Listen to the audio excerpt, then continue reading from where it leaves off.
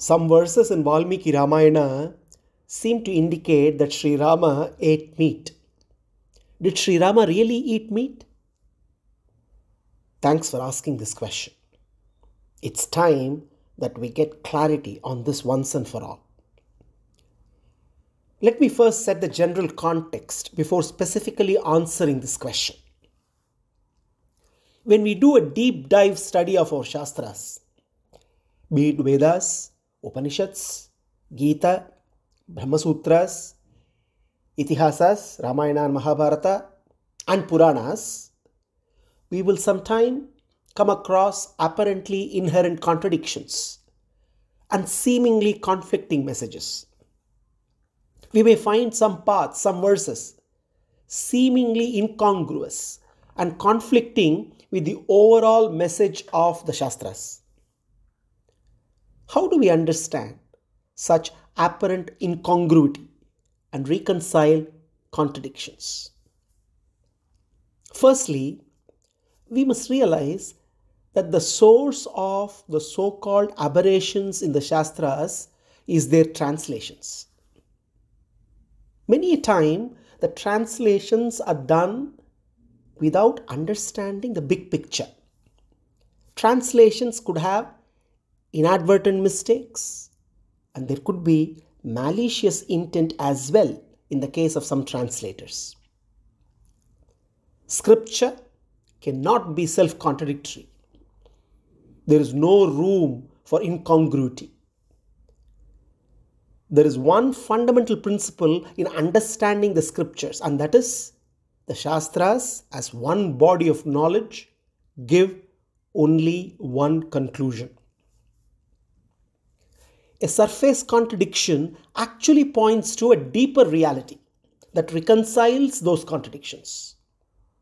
Few verses in a sacred text may seem out of place or may even seem disturbing, but at a deeper level, with the knowledge of the overall message of the scripture, we can easily reconcile any apparent contradictions. We need not be defensive or apologetic at all if there are few seemingly disturbing translations. Isolated translations need not bother us at all. We always need to sincerely and with Shraddha inquire to realize the underlying harmony across all verses of a text and across all texts which constitute one body of sacred knowledge. Having said this, let me come to the specific question raised. The speciality of Srimad Ramayana is that it brilliantly showcases the characteristics of an ideal person and the ideal way of life and living. Ramayana does not emphasize so much on Rama's divinity, his paratva, although it is quite evident throughout the scripture. The supreme beauty of Ramayana is that although he is the Parabrahman Sriman Narayana, Rama goes through difficulties like an ordinary human being but does not use his omnipotence to address them. Rather, he demonstrates how one can respond to any adversity with equanimity and dignity by sticking to one's duty rooted in dharma. This is what makes Ramayana so inspiring. Ramayana begins by talking about the 16 glorious gunas of Rama. Konvaspin sampatam loke gunavan kaschaviryavan dharmagyascha kritagyascha satyavakyo dridhavrataha charitrena chako yuktaha sarvabhuteshu kohitaha vidvankaha kasamattascha kaschaika priyadarshanaha atmavan ko jidakrodaha dutiman ko nasuyakaha kasya bibhati devasya jata roshasya samyuge. The entire Ramayana should be understood in light of these 16 Kalyana Gunas, auspicious qualities of Rama. Rama is Sarvabhuteshu Kohitaha, one who takes care of the welfare of all living beings. He is the very embodiment of compassion. Rama lived a life based on the Vedic wisdom that recommends vegetarianism from different standpoints, such as physical health, the physiological structure of our organs, the chemical analysis of food, and most importantly, the moral and spiritual ideals of life. Valmiki Ramayana, the original narration of Ramayana, has over 24,000 verses, and there are very, very, very few references to meat. Possibly 4 or 5. And over 100 references which categorically recommend a vegetarian diet. Based on wrong translations, sometimes the idea comes up that Lord Rama ate meat, especially while he was in exile in the forest. However, there is no verse in Valmiki Ramayana which establishes that Sri Rama, Lakshmana, or Mother Sita ate meat during exile or even out of exile. In fact, in Ramayana, we get to see how Rama very much disliked the notion of eating meat. Now let's examine some details carefully. In the Ayodhya Kanda, Sarga 20, Mother Kaushalya laments on hearing that her dear son Rama has been banished to the forest. While taking leave of his mother, Rama declares, Chaturdashahi varshani Vatsyami Vijaye Vane Madhumula Phalai Jivan Hitva Munivat Amisham. Meaning, I shall live in a solitary forest like a sage for 14 years, avoiding meat and living with roots, fruits and honey. Can we infer from this verse that Lord Rama ate meat while in Ayodhya? And now he promises to avoid it in the forest? Unfortunately, those who do not have the big picture of Ramavatara and Ramayana may be inclined to do so. The exact words used in the verse are Hitva Amisham. Amisham means meat, and Hitva refers to disregarding or with the exception of. Traditionally, in Vedic culture, when a son leaves home to go to distant lands, he reassures his parents that he would abide by strict moral codes and never deviate from the dharmic principles. Imagine, in today's context, a student promising his parents when going to a stay in a hostel, I won't drink alcohol while in the hostel. Does this mean that he is drinking it while at home? Obviously not. Similarly, it is in this mood that Sri Rama assures his mother that he wouldn't stoop low. We have to examine such verses in Ramayana in the overall context of the Vedic culture, which shows compassion to all living beings. In the olden days, when one goes out to live in the forest, one may not find adequate things to eat, and therefore, to cater to such extraordinary situations, our Shastras suggest what is called Apadharma. Apadharma means practices that can be carried out when subject to unavoidable emergencies. So, if it is a matter of life or death and a person doesn't get anything to eat, then at that time a person can eat animal flesh, which during normal times is not the recommendation. And of course, for the sake of Apadharma, there is certainly no requirement for huge slaughterhouses. So Lord Rama says right up front in the Ramayana, no to meat. Even if I have to go to the forest, and even when fruits and vegetables are not available, I will not eat meat, he declares. That is the emphasis of his message. And why is he giving such a message? Because he wants to reassure Mother Kausalya, do not be anxious about my well-being. I may have lost the kingdom, but I will never lose my dharma. I will always protect my dharma, declares Rama. And we all know Rama never breaks his promise. He is dharmagnya, satyavakya, dridhavrataha. It is in light of this, every other verse of Ramayana has to be understood. Thus, Lord Rama takes a pledge of simplicity and austerity. Hitva amisham, I will not take meat. I will live with roots, fruits and honey. That's all that I will take. So that way, the context doesn't justify any interpretation that Lord Rama ate meat. It's more of an assurance that he gives that there won't be any kind of moral lapse. Next, in Ayodhya Kanda, Sarga 96, we see the verse. Tam tatha darshayitvatu maitilim giri nimnagam nishasada giripraste sitam mamsena chandayan. Direct translation of this that we see is, having shown Mandakini river in that manner to Sita, the daughter of Mithila, Rama set on the hillside in order to gratify her appetite with a piece of meat. But mamsa also has another meaning than meat. That is the flesh of a fruit.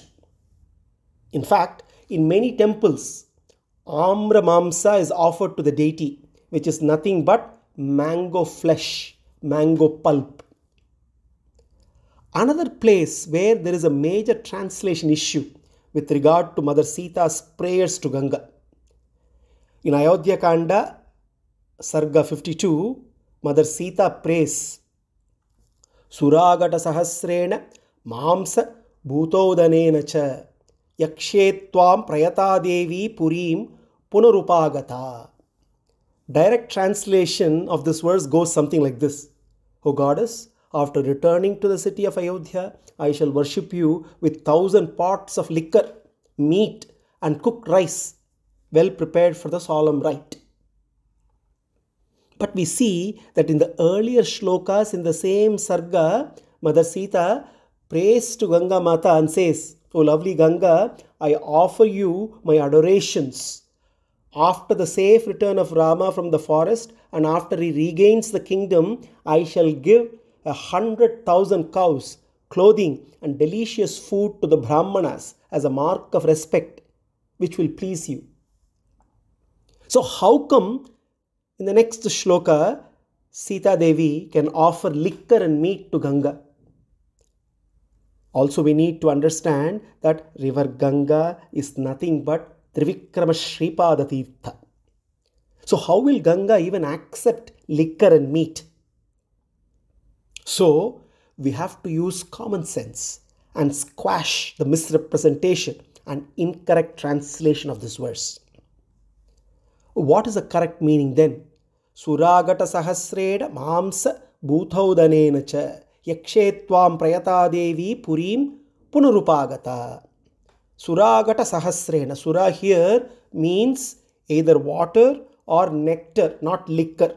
It could be honey, nectar or coconut water. Gata means pot. Sahasrena, thousands. Mamsa bhuthodanena. Mamsa here means flesh. Fleshy substance can be obtained either from animals or from fruits. So in this shloka, mamsa means flesh. So flesh of what is the question, for which the continuation of the word in the shloka gives the answer. Bhutaudanena, dish made of rice. So mamsa bhutaudanena means a thicker dish made of rice. So the correct meaning of this verse is, O Devi, after my return to Ayodhya, purified by my austerities, I shall worship you by offering 1,000 pots of honey nectar and thicker, pulpy dish made of rice. Then let's look at Aranyakanda, Sarga 43. Mother Sita spots the golden deer and asks Lord Rama to fetch it. She says, That delightful deer is stealing my heart. Rama, bring it to me. It will be our plaything. In the next 8 verses, she rejoices at the prospect of taking the deer back to Ayodhya, where the animal will delight all the palace residents. She clarifies that if the animal is to be killed at all, because Lakshmana had earlier warned that it could be a demon, then they could use the deer skin as a seat. Here again, there is not even a hint that Lord Rama and Sita wanted to eat the flesh of an animal. Finally, in Sarga 36 of Sundarakanda, Hanuman assures Mother Sita that Lord Rama would cross over the ocean and defeat Ravana. Hanuman declares, Namamsam Raghavo bhunkte nachapi madhusevate vanyam suvihitam nityam bhaktamashnati panchamam. The literal translation of this verse is, Sri Rama does not take meat or honey. He partakes every day of wild fruits and boiled wild rice, fully sanctioned for an ascetic in the evening. Hanuman actually reveals that although Sri Rama is in great sorrow due to separation from Mother Sita, he hasn't fallen down to intoxicants or meat eating. Faulty English translations have put it as something like this. Hanuman tells Sita, when you were away, Sri Rama did not even take meat. This incorrectly implies that Rama normally may have eaten meat but did not do so while Sita was away from him. Now in this verse, the Sanskrit word bhunkte is a verb that means strong desire for eating. It comes from the Sanskrit word bhaksha, which means voracious eating. When you say na bhunkte, as we see in the line, namamsam raghavo bhunkte, it gives a complete negative connotation, meaning that Sri Rama abhorred meat eating. On the other hand, if the sentence was namamsam raghavo kadhate, it could then mean that Raghava may have engaged in meat eating before but had stopped it at this point. However, this is not what is said. But some English translations unfortunately confuse us.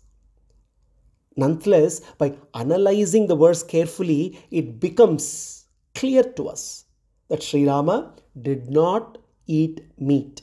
He not only did not eat meat, but greatly disliked it. So we need to be careful about those who propagate incorrect meanings to defame Maryada Purushottama, Bhagavan Sri Ramachandra, and our pious Sita Mata.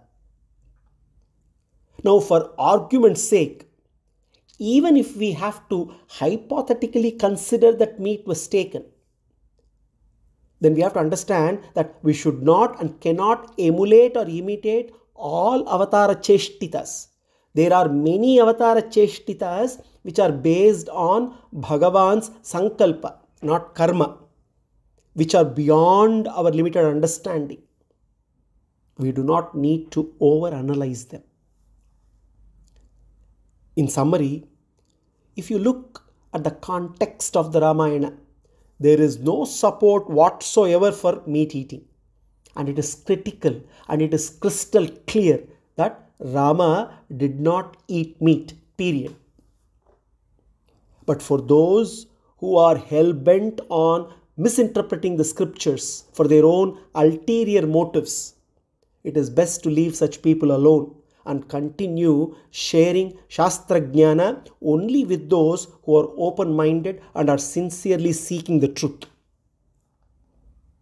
Jai Shri Ram.